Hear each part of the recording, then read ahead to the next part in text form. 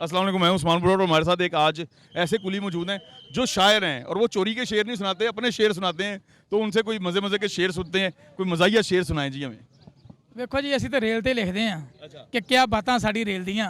ਆਵਾਮ ਦੇ ਖੈਬਰ ਮੇਲ ਦੀਆਂ ਕਿਆ ਬਾਤਾਂ ਸਾਡੀ ਰੇਲ ਦੀਆਂ ਹਰ ਵਕਤ ਸਵਾਰੀ ਆਉਂਦੀ ਏ ਹਰ ਰੇਲ ਵੀ ਟਾਈਮ ਤੇ ਆਉਂਦੀ ਏ ਹਰ ਪਾਸੇ ਖੁਸ਼ੀਆਂ ਖੇਲਦੀਆਂ ਕਿਆ ਬਾਤਾਂ ਸਾਡੀ ਰੇਲ ਦੀਆਂ ਗ੍ਰੀਨ ਲੈਂਡ ਨੇ ਰੌਣਕ ਲਾਈ ਏ ਵਿੱਚ ਚਲਦੀ ਵਾਈਫਾਈ ਏ ਨਾਲੇ ਟਿਕਟਾਂ ਨਿਰਤੇ ਸੇਲ ਦੀਆਂ ਕਿਆ ਬਾਤਾਂ ਸਾਡੀ ਰੇਲ ਦੀਆਂ ਵੇਖੋ ਖਿੜਕੀ ਨਾਲ ਨਜ਼ਾਰੇ ਨੂੰ ਪਹਿਲੇ ਪਿੰਡੀ ਤੇ ਫਿਰ ਹਜ਼ਾਰੇ ਨੂੰ ਸੋਹਣੀ ਪਟਰੀ ਉੱਤੇ ਤਰੇਲ ਦੀਆਂ ਕਿਆ ਬਾਤਾਂ ਸਾਡੀ ਰੇਲ ਦੀਆਂ ਆਵਾਮ ਦੇ ਖੈਬਰ ਮੇਲ ਦੀਆਂ ਕਿਆ ਬਾਤਾਂ ਸਾਡੀ ਰੇਲ ਦੀਆਂ ਇੱਥੇ ਹੁੰਦੇ ਨੇ ਸਫ਼ਰ ਪਿਆਰਾਂ ਦੇ ਸਿਰ ਮੋਢੇ ਰੱਖ ਕੇ ਯਾਰਾਂ ਦੇ ਹਰ ਪਾਸੇ ਧੁੰਮਾਂ ਰੇਲ ਦੀਆਂ ਕਿਆ ਬਾਤਾਂ ਸਾਡੀ ਰੇਲ ਦੀਆਂ ਪੇ ਕੁੱਲੀਆਂ ਜਸ਼ਨ ਮਨਾਏ ਨੇ ਜਦੋਂ ਕਮਰੇ ਨਵੇਂ ਦਵਾਏ ਨੇ ਪਈਆਂ ਅੱਖੀਆਂ ਕੇਬਲ ਵੇਖਦੀਆਂ ਕਿਆ ਬਾਤਾਂ ਸਾਡੀ ਰੇਲ ਦੀਆਂ ਹੁਣ ਇੰਟਰਨੈਟ 'ਤੇ ਚੱਲਦੇ ਨੇ ਘਰ ਬਹਿ ਕੇ ਸੀਟਾਂ ਘੱਲਦੇ ਨੇ ਈ ਟਿਕਟਿੰਗ ਦੀ ਉਹ ਮੇਲ ਦੀਆਂ ਕਿਆ ਬਾਤਾਂ ਸਾਡੀ ਰੇਲ ਦੀਆਂ ਆਵਾਮ ਤੇ ਖੈਬਰ ਮੇਲ ਦੀਆਂ ਕਿਆ ਬਾਤਾਂ ਸਾਡੀ ਰੇਲ ਦੀਆਂ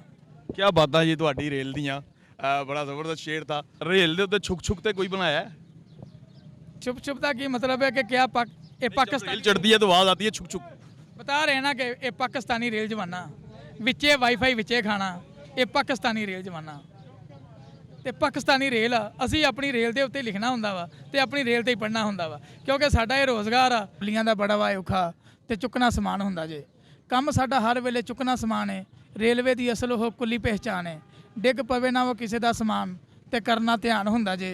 ਕੰਮ ਕੁੱਲੀਆਂ ਦਾ ਬੜਾ ਵਾ ਔਖਾ ਤੇ ਚੁੱਕਣਾ ਸਮਾਨ ਹੁੰਦਾ ਜੇ ਕੁੱਲੀਆਂ ਦੇ ਵਿੱਚ ਇੰਨਾ ਹੌਸਲਾ ਵਾ ਹੁੰਦਾ ਚੁੱਕ ਕੇ ਸਮਾਨ ਪੁੱਲ ਚੜ੍ਹਨਾ ਵਾ ਹੁੰਦਾ ਹੋਵੇ ਗਰਮੀ ਤੇ ਆਉਂਦਾ ਇਹ ਪਸੀਨਾ ਇਹਨਾਂ ਦਾ ਬੁਰਾ ਹਾਲ ਹੁੰਦਾ ਜੇ ਕੰਮ ਕੁੱਲੀਆਂ ਦਾ ਬੜਾ ਵਾ ਔਖਾ ਤੇ ਚੁੱਕਣਾ ਸਮਾਨ ਹੁੰਦਾ ਜੇ ਲਾਕਡਾਊਨ ਵਿੱਚ ਕੁੱਲੀਆਂ ਨਿਚੋੜ ਕੱਢ ਛੱਡਿਆ ਮੁਸਾਫਰਾਂ ਦੇ ਨਾਲ ਵਾ ਸਟੇਸ਼ਨ ਉਹ ਸਜਿਆ ਹੋਵੇ ਰਸ਼ ਤੇ ਉਹ ਇੰਜ ਪਿਆ ਲੱਗੇ ਉਹ ਮੇਲਾ ਜਿਵੇਂ ਲੱਗਾ ਹੁੰਦਾ ਜੇ ਕੰਮ ਕੁੱਲੀਆਂ ਦਾ ਬੜਾ ਵਾ ਔਖਾ ਤੇ ਚੁੱਕਣਾ ਸਮਾਨ ਹੁੰਦਾ ਜੇ ਕਿ ਮੈਂ ਤਾਂ ਹਮਦ ਉਸ ਖੁਦਾ ਦੀ ਕਰਨ ਲੱਗਾ ਜਿਹਦੇ ਆਸਰੇ ਤੇ ਮੈਂ ਤੇਰੀ ਜਾਨਾ ਸਾਰਾ ਜਹਾਂ ਤੇਰਾ ਮੰਗਤਾ ਹੈ ਮੌਲਾ ਤੂੰ ਤੇ ਜੋਲੀਆਂ ਸਭ ਦੀਆਂ ਬਰੀ ਜਾਨਾ ਇਹ ਤੇ ਤੇਰਾ ਹੀ ਹੌਸਲਾ ਮਾਲਕਾ ਏ ਸਭ ਕੁਝ ਵੇਖ ਕੇ ਵੀ ਤੂੰ ਇਹ ਜਰੀ ਜਾਨਾ ਤੇਰੀ ਰਹਿਮਤ ਆਵੇ ਜਦੋਂ ਜੋਸ਼ ਅੰਦਰ ਚੰਗਿਆਂ ਮੰਦਿਆਂ ਤੇ ਤੂੰ ਇਹ ਵਰੀ ਜਾਨਾ ਤੈਨੂੰ ਕੋਈ ਸਰਦਾਰ ਨਹੀਂ ਆਖ ਸਕਦਾ ਇਹ ਕੀ ਕਰੀ ਜਾਨਾ ਇਹ ਕੀ ਕਰੀ ਜਾਨਾ ਕਿ ਅਫਜ਼ਲ ਜ਼ਾਤ ਹਜ਼ੂਰ ਦੀ ਦੋ ਜਹਾਨ ਅੰਦਰ ਕੁੱਲ ਨਬੀਆਂ ਦੇ ਆਪ ਇਮਾਮ ਬਣ ਗਏ ਜਿੱਥੇ ਜਿੱਥੇ ਸਰਕਾਰ ਦੇ ਕਦਮ ਲੱਗੇ ਉਹ ਜੱਗ ਤੇ ਆਲਾ ਮੁਕਾਮ ਬਣ ਗਏ ਇਹ ਹੱਡੀ ਜਿਨ੍ਹਾਂ ਦੇ ਆਕਾ ਦਾ ਇਸ਼ਕ ਰਚਿਆ ਉਹ ਦੁਨੀਆ ਤੇ ਸਾਹਬੇ ਮੁਕਾਮ ਬਣ ਗਏ ਮੁਨਕਰ ਬਣ गए अबू ज़ैल वर्गे उमर फ़रूक वर्गे गुलाम बन गए इंडिया के बारे में